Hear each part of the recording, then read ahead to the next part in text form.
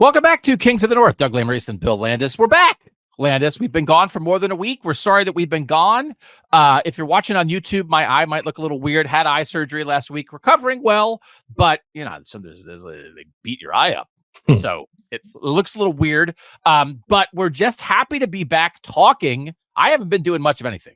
You've been writing. You've been recording pods with Austin and Berman, doing your stuff. But man, there's just something about KOTN, Landis. We have to get back in the flow. I've missed it in my life. There's been a lot happening. I'm happy to have the outlet now to talk about Northern football happenings. It's been far too long. So thank you everyone for your patience as we took a little bit of time off there, but we're back.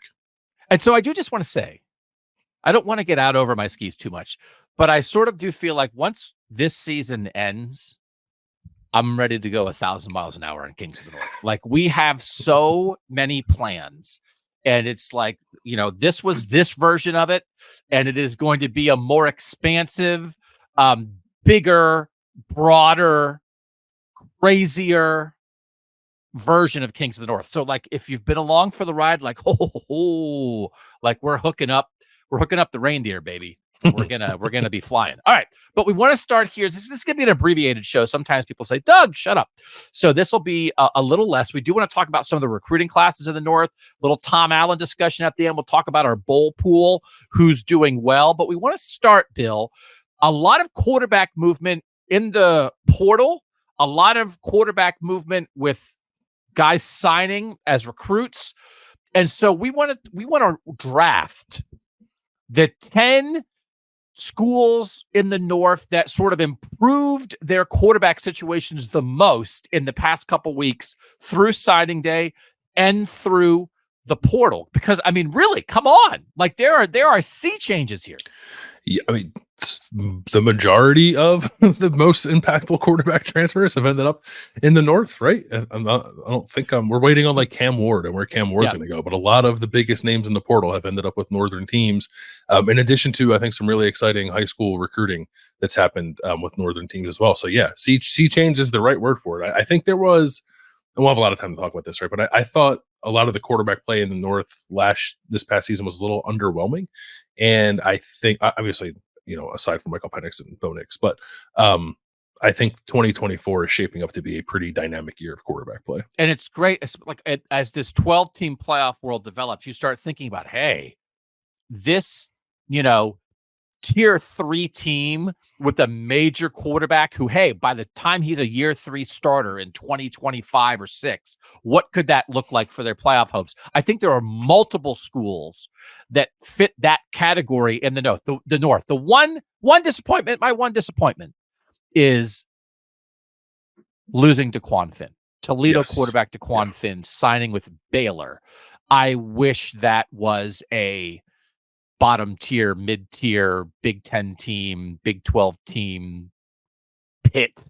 I just thought that would have been great because he's been a really good player at Toledo for the last couple of years, and now he's going to Texas. Yeah, it was a little bit of a surprising move because not only he played at Toledo, but he's also from Detroit, right? Yeah, so you would have thought that maybe he would have stayed more local to that, I suppose. He landed at a decent program in Baylor that really needs an upgraded quarterback, so good for him. But yeah, super exciting Northern quarterback who unfortunately is now going to be playing down in the South.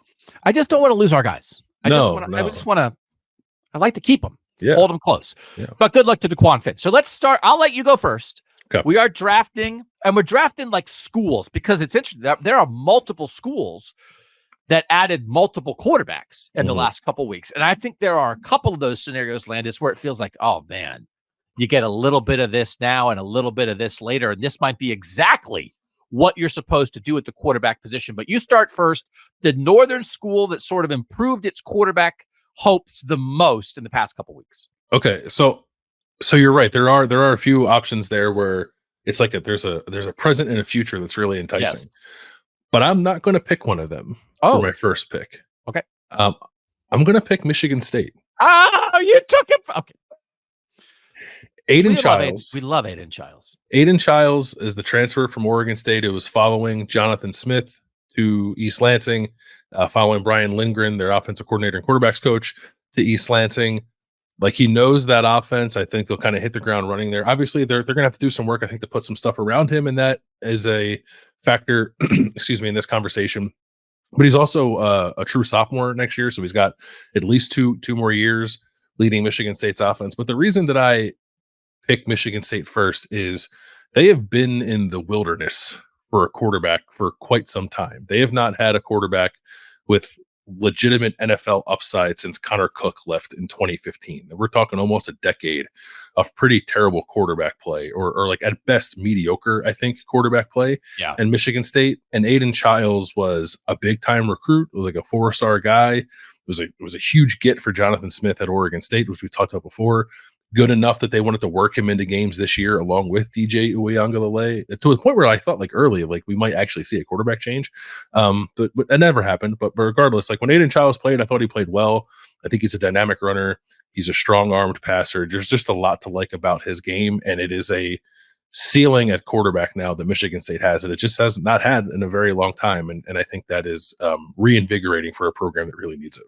And this is exactly what we're talking about. Like, I guess he could go to the NFL after 3 years in college, but if Michigan State and Jonathan Smith and Aidan Chiles, you get 24, 25, 26, 3 years of starting out of him. Like, let me see what 2026 Michigan State looks like. And you've got to build a lot of things. But we talk about this a lot. That first recruit, that first quarterback that the head coach really identifies and brings in is such a big deal. And Jonathan Smith is doing it right away because he's not going out, sometimes to be like, okay, this recruiting cycle is weird, so now it'll be the next recruiting class in 2025 where he really lands this guy. Instead, it's a transfer. The idea that Aidan Chiles from Southern California went to Oregon State with Jonathan Smith was a big deal. Now he's going to East Lansing. This is a huge get. It was number 2 on my list. It's a great grab by you. We just need people to understand how big of a deal this really could be for the future of Michigan State football.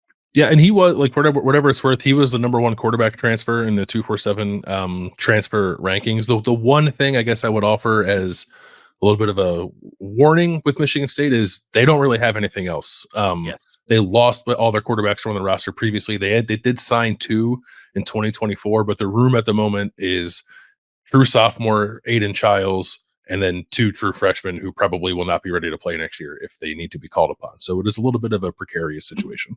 But you see, like, Michigan State's had some receivers. Jaden Reed's having a good rookie year in the NFL. Keon Coleman transferred to Florida State and went nuts. But it's like I think there were the best receivers at Michigan State were like, hey, man, like, we're not really maximizing what I can do here. I think receivers are now going to go play with Aidan Chiles. And I think 100%. That's going to be a big deal. Yeah, I agree.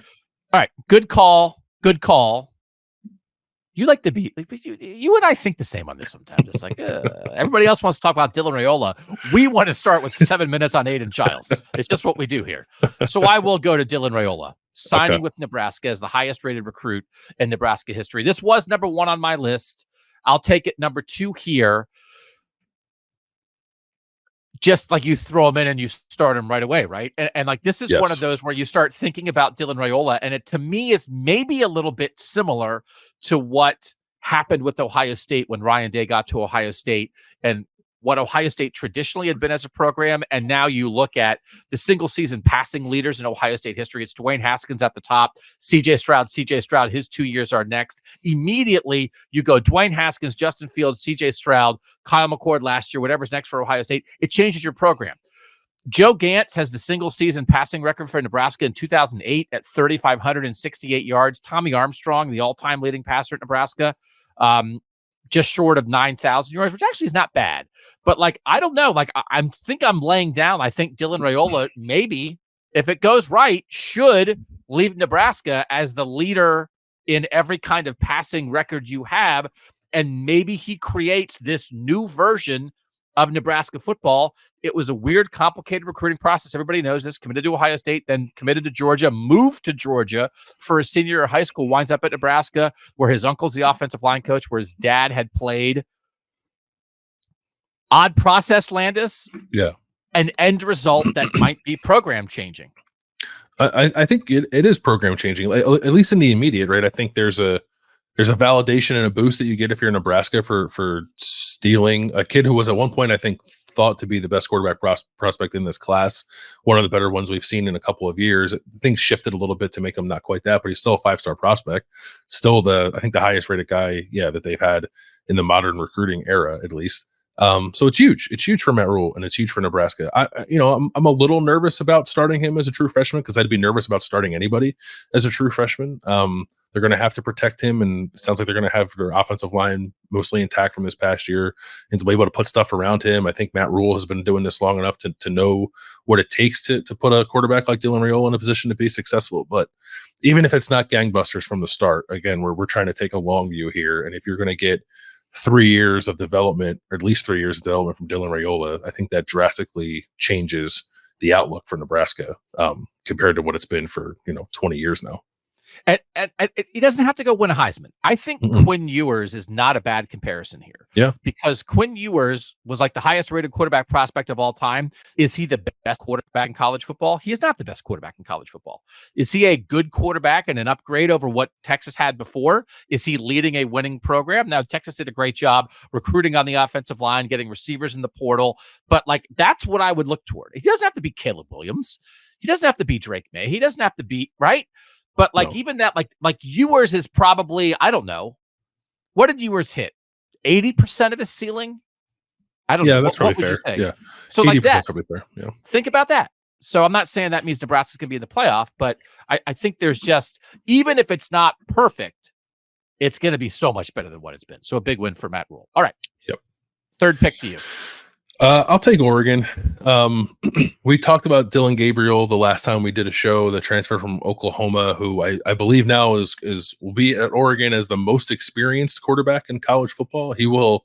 Bo Nix went there and set a new record for career starts, and Dillon Gabriel presumably will set a new record as long as he plays the entire season for Oregon this year. But then after we had that discussion, they went out and added Dante Moore, the transfer from UCLA. So Oregon ends up with 2 top 10 quarterback transfers, and it's a weird thing because I don't know that anyone expected Dante Moore to go to a place where he wasn't going to be guaranteed the starting job, and it does sound like everyone's kind of on the same page of Dillon Gabriel's going there to be the starter this year. Dante Moore is going there to develop a little bit because I think he clearly needs it after the way he played at UCLA last year, and then he's going to be the starter in 2025 and maybe 2026 if he's around at Oregon that long. But I think to go into the portal and not only set yourself up for this year, but 1 or possibly 2 more years down the road after that with, I think at worst, Dillon Gabriel, we can have a discussion about what his ceiling is, but Dante Moore is a former 5-star prospect, right? And we've talked about the teams need to get off the carousel a little bit when it comes to quarterback transfers, and I do think Oregon does, but bringing in a true sophomore transfer and Dante Moore almost kind of feels like that a little bit. It's not quite recruiting Meadow High School, although he was committed there before he signed with UCLA, but it's close enough, I think, that you feel pretty good about the present and the future of that position at Oregon now. Yeah, and again, as you mentioned, the odd thing about that, Dante Moore committed to Oregon, flips late to go to UCLA, plays as a true freshman at UCLA, and then leaves and then goes back to Oregon. Mm-hmm. My number 4, I went back and forth on 3 or 4 between Oregon and a school that I think is in a similar situation with adding a 1-year portal guy and locking the future down. And that's Notre Dame with Riley Leonard in the portal and CJ Carr, the grandson of former Michigan coach Lloyd Carr, as their big time quarterback recruit in the class of 2024. And it's we understand why you're on the portal wheel right now, Dan Lanning and Marcus Freeman. We understand that maybe you don't want to be spinning the portal wheel every offseason or every other offseason. So to have a plan for 2024 and a plan for the future, it feels like ideally, and again, there's a lot of flux at Notre Dame. They just lost their offensive coordinator to a head coaching job. It sounds like Mike Denbrock is going to come back to Notre Dame, leave LSU to be the offensive coordinator there. They changed their receivers coach and lost a bunch of receivers, but getting quarterback figured out now and later can be the start of getting your whole offense figured out. So I do think Oregon and Notre Dame in similar situations here. It's the pairing that really makes sense. Yeah, I like CJ Carr quite a bit. I saw him in person in an Elite 11 regional last spring. He was sort of the only big time guy there, so it would help him stand out. But just really impressive kid. Obviously a good makeup, comes from a football family, but has the tools you want out of a guy who needs to be a high level quarterback at Notre Dame, and now will have a little bit of runway, I think, to develop. Riley Leonard to me is really enticing. Like he's super toolsy, right? I think he needs some polish as a passer, but as we're sitting here talking about it, it does sound like they're going to pair him with Mike Denbrock, who obviously got a lot out of Jaden Daniels, at LSU. Yep. So like similar kind of athlete, I think, with Riley Leonard. So that's exciting. And I think I wasn't as enamored with the Sam Hartman edition for Notre Dame last year as you were. I was quite enamored. You were. I'm more bullish on this edition of Riley Leonard, and it's not. I think Sam Hartman was probably a better quarterback at the time he arrived at Notre Dame than Riley Leonard is right now. But I think the ceiling for Riley Leonard is much higher if they can get that out of him for what we think will be his 1 year there. All right, number 5 to you. What you got? This is where it got a little difficult for me because I agreed. I had the same 4, just in like slightly different order. I think I'm going to go with Syracuse. Okay, and Kyle McCord.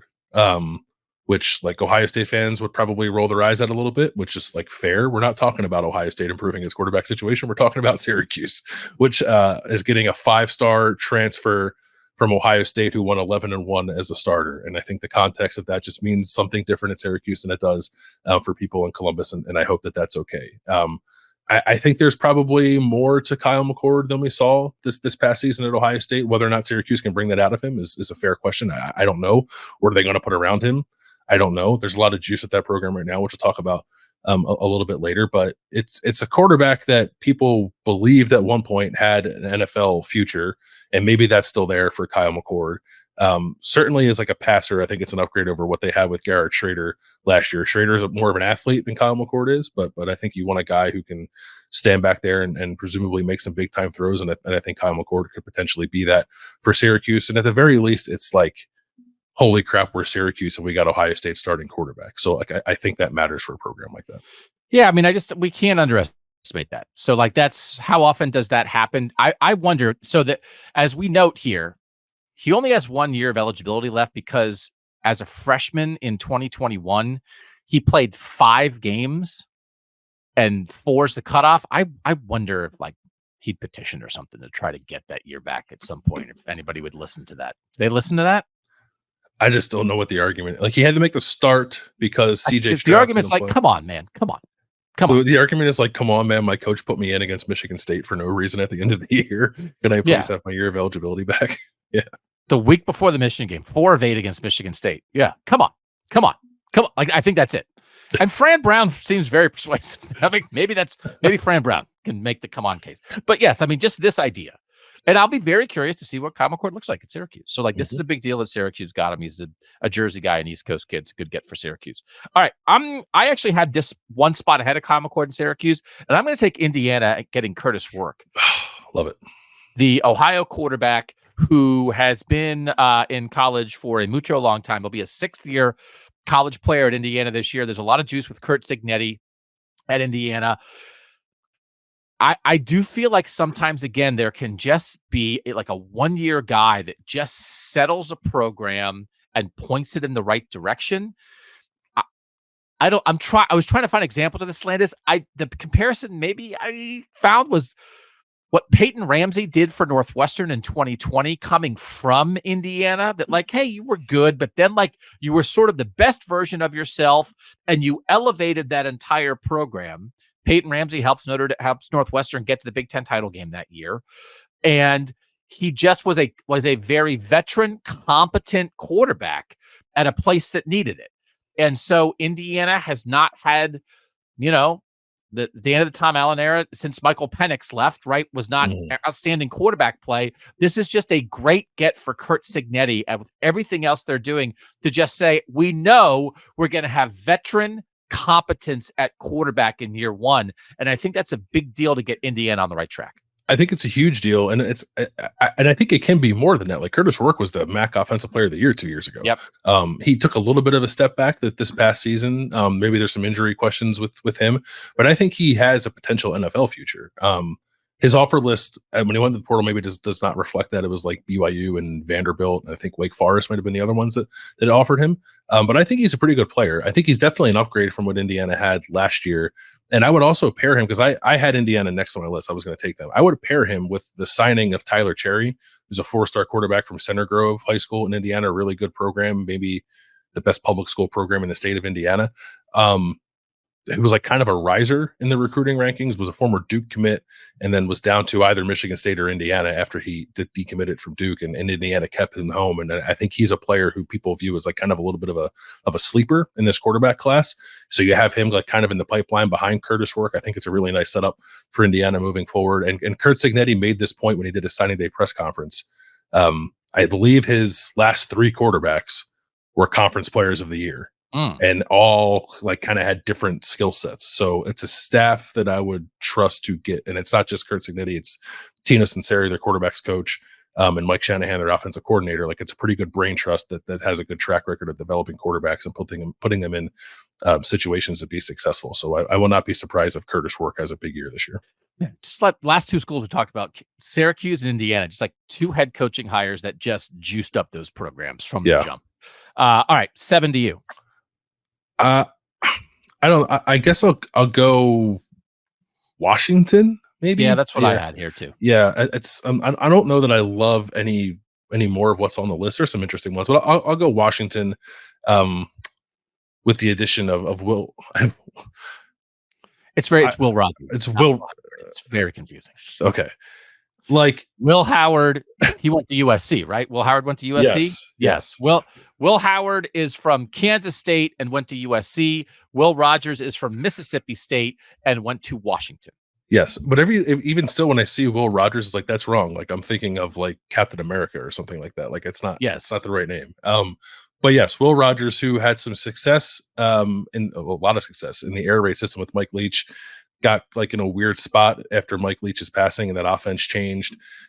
Just like not really a fit for him. I think what Washington does, obviously with the volume of passing that they do, fits Will Rogers' skill set. Like a different quarterback, I think, than Michael Penix. Not quite the same kind of arm strength, but like experienced, smart, distributor, accurate. Isn't going to be phased by a whole lot. I think it's a nice bridge here, I guess, for Washington, which is another program that I also think needs to start recruiting and developing high school quarterbacks. Yes. But as they're kind of stuck in between here, I think Will Rogers is a nice add for them. The interesting Austin Mack is the interesting guy there. He reclassified and was there a year early there at Washington. He's a 6'6" dude that like you watch Austin Mack, it's like, oh, that looks like that might work. Reminds me a little bit of Nico Iamaleava at Tennessee, just like guys who look like they're too big to play quarterback, but then you watch them and they're so smooth throwing it and running it. DeMarcus Davis also added in this recruiting class for Washington. So like this is a 1-year guy at Washington. Like you think about what Michael Penix did there, the fact they're in the playoff, and you maybe thought, oh, like maybe they'd get a little higher rated guy in the portal. But I do think they still have some guys lined up there. But I am very curious, as opposed to, coming to the Big Ten next year, like Oregon's like Dillon Gabriel's like, let's roll. I think they're anticipating no drop off. I don't know that Washington can say they're not anticipating a drop off when you're losing Michael Penix, and then you look at this group right now. Unless they think Austin Mack in year 2 is just going to be ready to roll. So will be interesting to watch this in the spring. Yeah, I don't think it's an upgrade, right? If we're having like who's improved themselves, I don't know that Washington has improved, but there was the potential for Washington to take like a huge drop with Michael Penix leaving. And I think Will Rogers is like a nice way to stabilize things. Okay, so number 8, I'm going to take Ohio State and adding Aaron Noland as a 5-star recruit. And I'm like coupling that with the idea that they got a decommitment from Dylan Raiola a year ago. And so as a result, they did not get caught by getting a decommitment from Dylan Raiola a week before signing day. And if that for, Georgia was okay because they had Ryan Puglisi as another quarterback in that class, and, your dog mentality, they're not fazed by anything.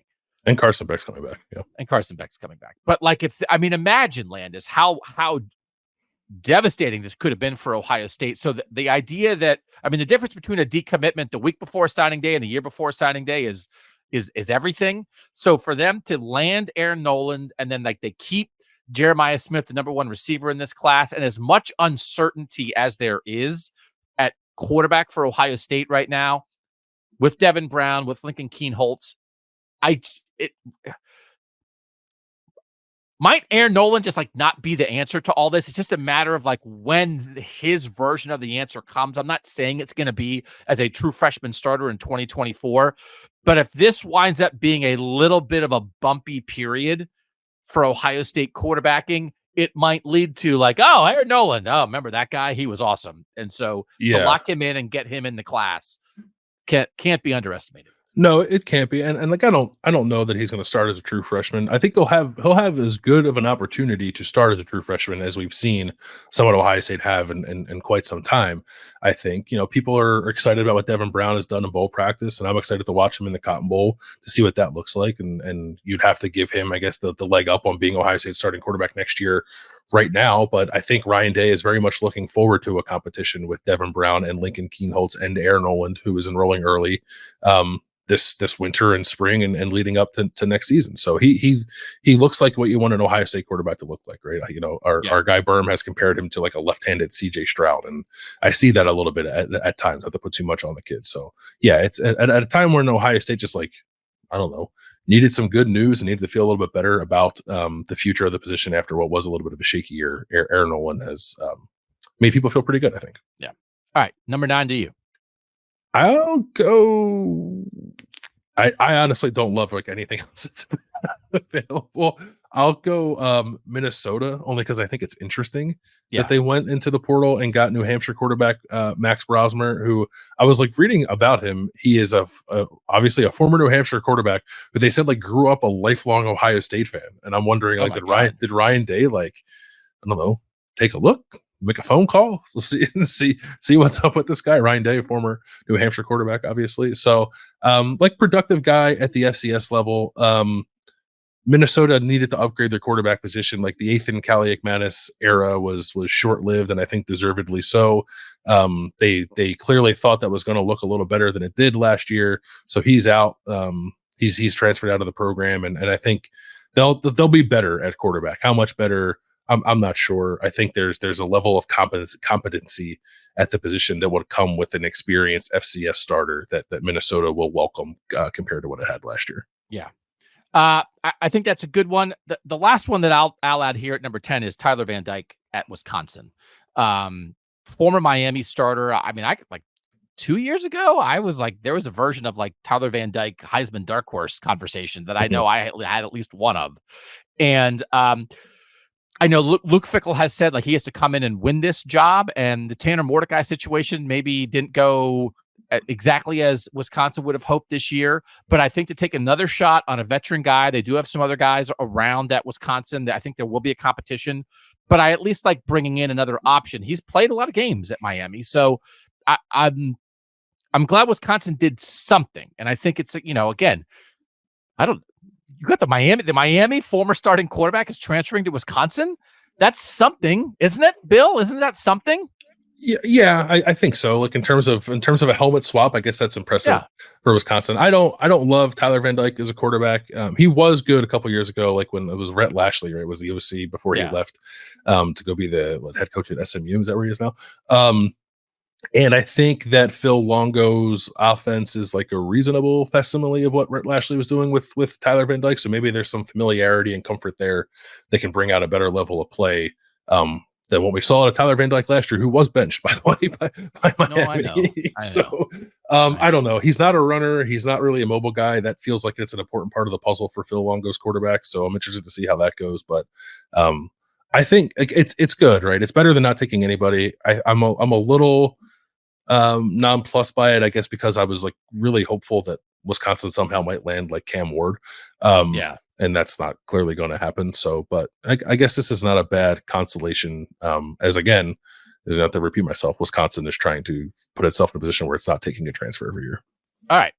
So those are the 10 quarterback situations that we think sort of improved the most in the last couple of weeks. We do want to talk, though, Bill, about sort of general recruiting classes.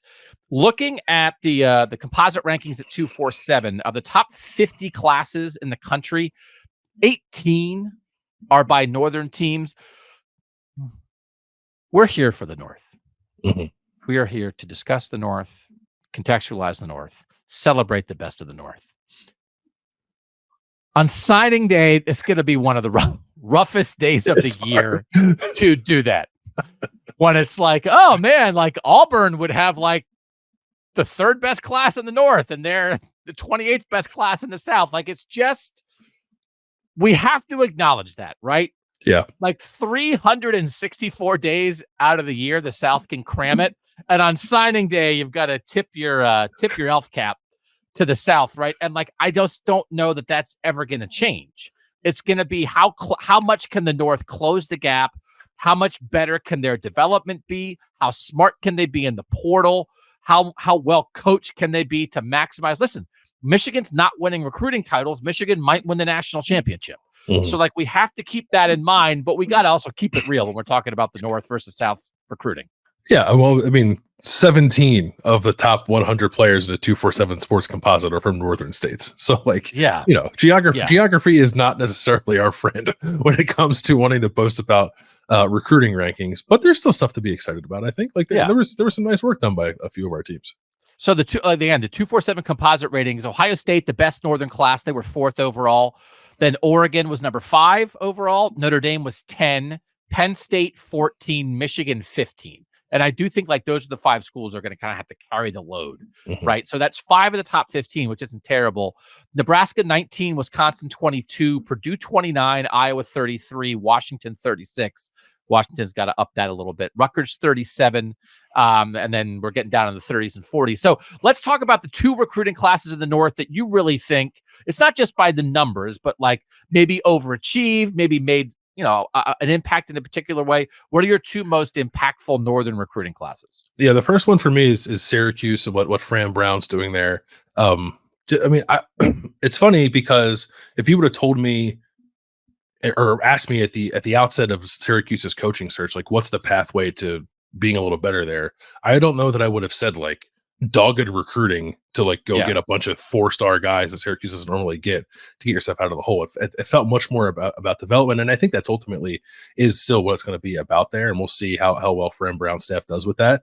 But man, they have some juice on the recruiting trail. They have the number 34 class in the overall rankings that combines high schools and transfers, so they're buoyed by transfers here. They took, I believe they have 6 of them at the moment. There could be more coming, but they also had a top 50 high school class, which is the first time they've done that, or the second time, excuse me, they've done that in like the internet recruiting era. The last time they did it was 2007, and you kind of see what they're doing here, right? They got a bunch of guys from New Jersey. I think they have like 3 of the top 20 players in New Jersey. They got the number 4 player out of the state of New York, and Caden Brown, a receiver from Erasmus Hall, which is a really good high school program in Brooklyn, where Ohio State's mined a little bit. And then they're doing their transfer portal stuff. They got Fadil Diggs, a Texas A&M edge rusher. They got Kyle McCord, who we talked about. Devin Grant, a safety from Buffalo, who was like a first-team All-MAC player, had some really impressive offers. Syracuse got him, and like all these guys sort of have Jersey or like Northeast roots, which is where Fran Brown is from. So I think he's going to keep trying to milk that, and we'll see if they can maintain the momentum they have with this class. But they're flipping this roster in a way that I do think is significant, and in an ACC that I don't think is super challenging once you get past like the top 2 teams in the league. I do think there's some upward mobility there if Syracuse is able to string together some classes that look like this. No, I think that's right. And like this version of like, who should you hire? The idea of hiring a position coach with Northern roots who was doing great work in the South is that checks a lot of boxes to me. And the idea of like, oh, like he's never been a coordinator. Who cares? Like, you take a swing on a guy like this. And again, I reference this all the time. Urban Meyer was never a coordinator before he got hired as a head coach, and Bowling Green took a swing. It's like, you try to find a guy who's got something to him. And clearly Fran Brown has relationships. He has people that believe in him. It feels like he's hiring a really good staff. And all Syracuse has to be like, there's these opportunities all over the place. If you're a kid in the North and you don't have an offer from Penn State or Michigan or Ohio State, and Bama and Georgia and Miami and Texas aren't coming up to look at you, then Syracuse is fighting to be at the top of the list of everybody else. And the way Fran Brown is doing this right now, it feels like they have a chance to be that. They do. And I also think too, they're going to be like a destination for guys from that region who might go elsewhere initially, but then like want to come back home and like go to a place where they can play more. And I think we're seeing that with a couple of their transfer additions already. And that's not a bad spot to be in. I don't think, in this era of college football where rosters are a little more malleable that way. So it's an interesting combination. Like we'll see. Like I don't know. I don't know that I'm completely sold on the idea of this being the pathway toward long-term success for Syracuse, but at the very least, the early returns are very good. All right. And then Nebraska's your other team? Nebraska's my other team. Top 20 high school class, number 23 overall when you combine high school guys and transfer guys. They ended up with 3 top 100 composite players. In addition to Dylan Raiola, they got a tight end who is, I believe, from Nebraska. And then they got Grant Bricks, a 4-star offensive tackle, who I believe is from Iowa. 8 total 5 and 4-star prospects in the composite in this class. They had 4 last year. They had 2 the year before that and 4 the year before that. So like they've kind of like doubled their haul there. They did a really good job, I think, of addressing the offensive line. They did lose Carlin Jones, who was like a rising defensive lineman who looked like he was going to go to Ohio State, then ultimately signed with USC. So like it wasn't a perfect signing day for Nebraska, but I thought it was a nice class for Matt Rule. It's a big class, which is why it's ranked high, 29 players in it. But like signing a nice class, getting Dylan Raiola just feels like you're setting yourself up for like future success and making Nebraska look like a little more of a destination than it has looked like previously. Yep. I think that's well said. My 2 classes I want to talk about for Northern Impact are Wisconsin and Oregon. And I will talk about Wisconsin first. Wisconsin comes in just behind Nebraska overall. Again, it's kind of like that big 5 at the top. Nebraska had the 19th class. Wisconsin was 22. This Wisconsin class, the overall like recruiting points on the 247 composite is higher than anything in the past decade, save for 1 year. So 2021 was the only year in the past decade that Wisconsin had a better class than this. They signed 3 running backs, which I think was a big deal. 1 from Chicago and 2 from Maryland. They're all different kind of guys. Darian Dupree is 5'10", 190. Dylan Jones is 6 foot 175. And Gideon Uteka is a bowling ball, 5'9", 225. You've got to be able to run the ball still at Wisconsin. They had 9 4-stars, and it's all like trench guys.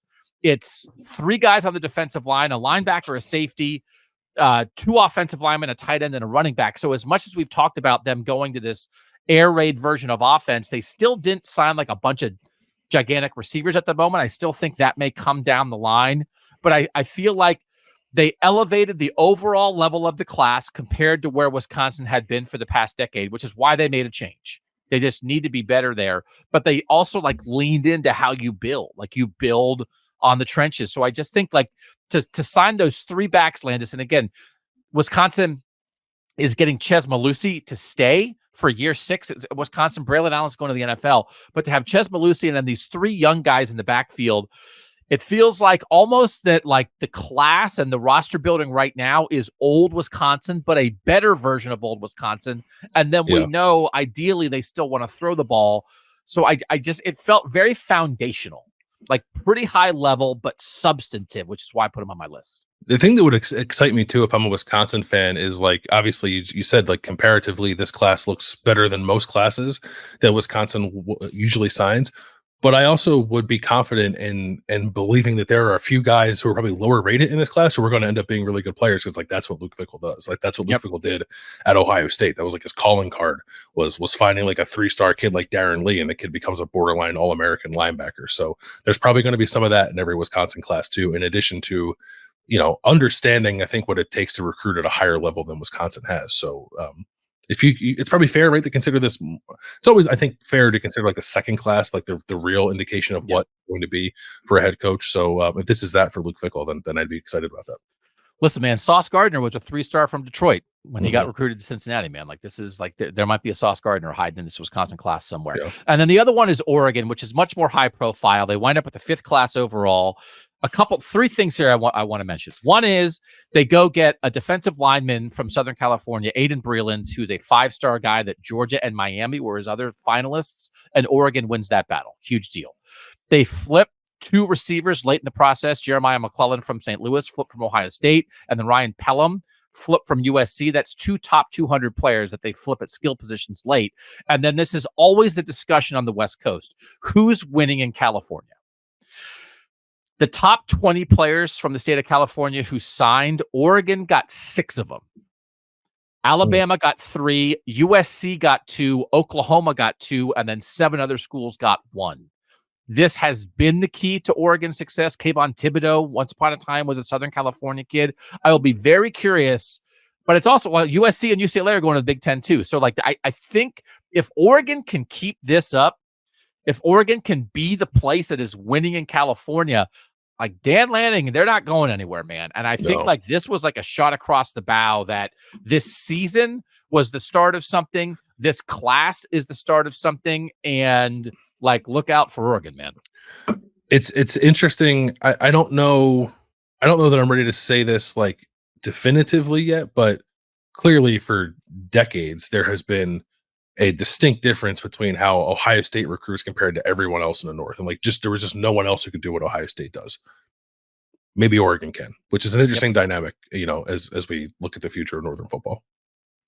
All right. That'll wrap up our recruiting conversation. We want to talk Tom Allen. Let's talk about Tom Allen, the fired head coach at Indiana, going to be the defensive coordinator at Penn State. How much do you like or not like this hire, Landis? I like it. I was surprised by it. I thought Tom Allen might take his $15.5 million and go like hang out on a beach somewhere, but I guess it's guaranteed no matter what. So if you love football, I guess you might as well keep coaching it. James Franklin, listening to him talk about what he wanted, I think he wanted, if he could find it, was a coordinator who has had coaching experience similar to what he had with Manny Diaz, a coordinator who would have a little bit of continuity to Manny Diaz. Not to say that he and Tom Allen run the same system, but I think philosophically they think about defense the same way in terms of being aggressive. You look at some of the positions that Tom Allen likes to feature in his defense. I think there's guys at Penn State who would fit some of those molds quite well. And Tom Allen, for whatever you thought of him as a head coach in Indiana, and certainly I wasn't very high on him, has been a pretty effective defensive coordinator. There was a pretty dramatic improvement in his first year at Indiana.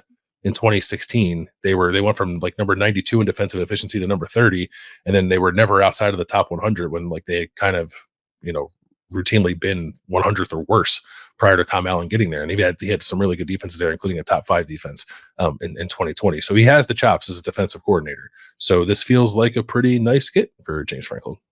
Yeah.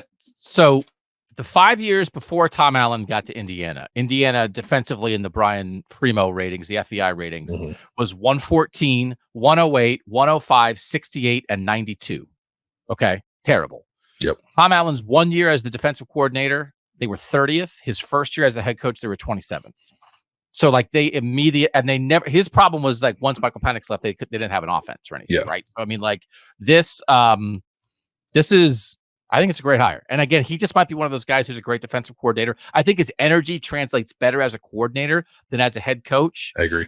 And I think he knows how to scheme it up defensively. And he just might be one of those guys who's a really good coordinator and is not a great head coach. And I don't think we've even seen the best of him because it was a big deal. He was the South Florida defensive coordinator for a year, and then Indiana hired him. He's not that far removed from being a high school head coach in Indiana.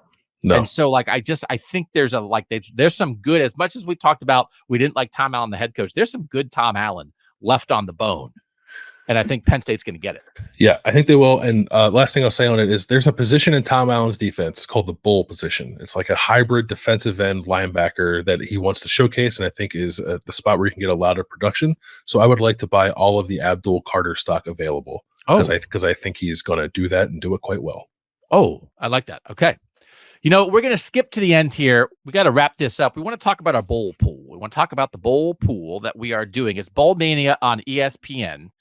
And we had well over 100 entries. We want to give Mason a shout out for leading the bowl pool right now. He's 9-1.